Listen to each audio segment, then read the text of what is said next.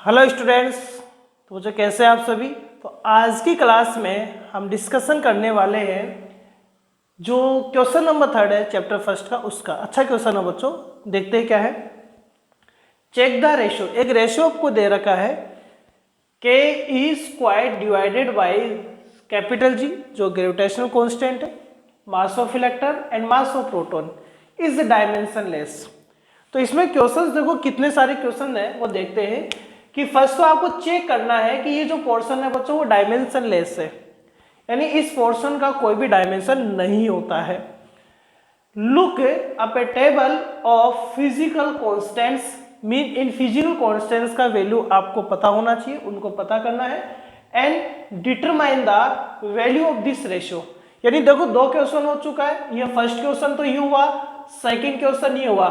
First में हमें ये प्रूव करना है कि डायमेंशनलेस है, सेकंड में हमें इस कांस्टेंट वैल्यू का क्या फाइंड आउट करना है बच्चों, वैल्यू भी फाइंड आउट करना है। थर्ड ये क्वेश्चन है इसका कि what is the ratio signify, यानी क्या सिग्निफाई आपके पास करता है, क्या बताता है ये आपके पास रेशियो, वो भी आपको बताना है। चलो हम थर्ड क्वेश्चन को स्टार्ट करते हैं। पहले थर्ड क्वेश्चन को स्टार्ट करने का मीन क्या है कि पहले बच्चों हमें ये देख लेना है कि वास्तव में रेशियो है किसका अपने पास में। तो चलो स्टार्ट करते हैं, यही से स्टार्ट कर रहा हूं मैं, इसको स्टार्ट हम करते हैं। आंसर थर्ड को स्टार्ट कर रहा हूं यहां से। तो बच्चों इलेक्ट्रोस्टैटिक फोर्स क्या होता है, इलेक्ट्रोस्टैटिक फोर्स की यदि हम बात करें अकॉर्डिंग टू कूलॉम लॉ, तो ये होता है अपने पास में क्या होता है के Q1 Q2 divided by are square होता है। ऐसे ही हम यदि ग्रेविटेशनल फोर्स की बात करें तो ग्रेविटेशनल फोर्स क्या होता है, ये इलेक्ट्रोस्टैटिक फोर्स, ये ग्रेविटेशनल फोर्स G मास 1 मास 2 ऑब्जेक्ट और आर स्क्वायर। ठीक है, आपको दिखाई दे रहा है बच्चों ये।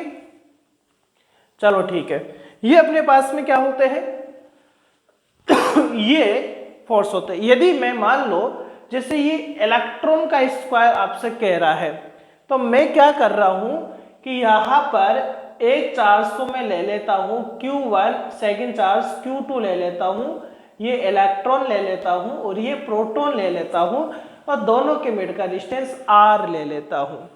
इसका मास ऑफ इलेक्ट्रॉन, इसका मास ऑफ प्रोटॉन में ले लेता हूं।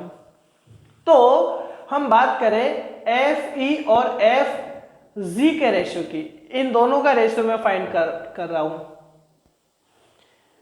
सर ऐसा क्यों करें, मैं ये आपको बताना चाहता हूं कि बच्चों ये जो रेशियो आपको दिया हुआ वो है किसका रेशियो। पहले बात तो वो रेशियो आपको पता चल जाएगा तो बहुत इजी पोर्शन आपके पास हो जाएगा। तो ये दो फोर्सेस का रेशियो आपके पास है। पहला फोर्स इसमें कौन सा है, इलेक्ट्रोस्टैटिक फोर्स है, क्या है के। Q1 कितना है बच्चों, इलेक्ट्रॉन। Q2 कितना है, इलेक्ट्रॉन ही तो है, क्योंकि इलेक्ट्रॉन का और प्रोटॉन का जो चार्ज होता है वो मैग्नीट्यूड में तो बच्चों सेम होता है। तो इसने इलेक्ट्रॉन यानी इलेक्ट्रॉन प्रोटॉन लिख रखा है। सर आपको कैसे पता, क्योंकि बच्चों देखो एक तो मास ऑफ इलेक्ट्रॉन बोल रहा है, एक मास ऑफ प्रोटॉन कह रहा है। मास तो डिफरेंट होता है बट इनका चार्ज मैग्नीट्यूड में सेम होता है। सो ये मास ऑफ इलेक्ट्रॉन, ये मास ऑफ प्रोटॉन हो गया। Divide R square divided by G, mass किसका बच्चों, इलेक्ट्रॉन का, मास प्रोटॉन का, आर स्क्वायर कैंसिल आउट, तो ये Fe डिवाइडेड बाई Fg क्या आएगा, k e square G, mass of electron and mass of proton अपने पास आ चुका है। तो देखो ये रेशियो आपको दिया हुआ है। तो ये पहले बात तो क्या सिग्निफाई करेगा, ये सिग्निफाई करेगा कि ये रेशियो किसका, इनका रेशियो है। और इसमें ये बताएगा ये कि इलेक्ट्रोस्टैटिक फोर्स, क्योंकि इलेक्ट्रोस्टैटिक फोर्स इस ग्रेविटेशनल फोर्स के कंपैरिजन में बहुत स्ट्रॉन्ग होता है। तो ये कितना स्ट्रॉन्ग है बच्चों, यही सिग्निफाई ये करेगा। अब मैं इस क्वेश्चन के साथ ही मैं इस सेकंड क्वेश्चन को कर रहा हूँ, थर्ड अभी पूरा नहीं हुआ है, सेकंड क्वेश्चन को करता हूं। तो मैं इसका वैल्यू फाइंड आउट कर रहा हूं। देखो आपसे इस रेशियो का वैल्यू पूछा है इसने, तो बताओ क्या होगा इसका वैल्यू। देखो के का वैल्यू बच्चों कितना होगा, के का वैल्यू कितना होगा, 9 इंटू 10 टू पावर 9 होगा, ई 1.6 इंटू 10 टू पावर -19 का स्क्वायर हो जाएगा। G 6.67 into 10 to power -11, mass of electron 9.1 into 10 to power -31, mass of proton 1.67 into 10 to power -27।